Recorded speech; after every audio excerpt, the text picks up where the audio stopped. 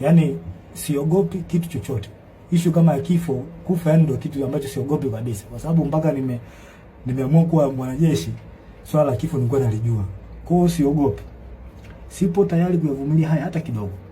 Baba wa Taifa alisema tukiwa wahoga kuyazungumza na kuchukua hatua kwa mambo haya, ipo siku taifa litatawaliwa na wahuni. Hii ni kauli aliongea Baba wa Taifa. Mnaweza mkaiangalia kwenye speech yake. Na Baba wa Taifa ndio mtu ambaye tunamchukulia kama ni mtu ambaye anatuongoza. Zile speech zake zinatuongoza taifa kuelekea katika sehemu ambayo ni nzuri kimaendeleo. Sasa kama Baba wa Taifa ameliongea hili, mimi sio mtu wa kwanza. Mimi naishi katika nanili zake, speech zake.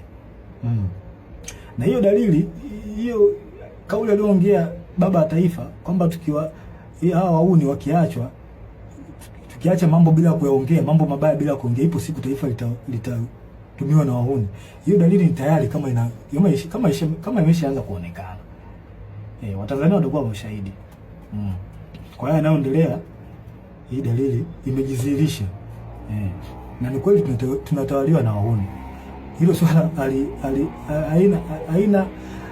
hakuna haya kuliongea. Tunatawaliwa na wahuni.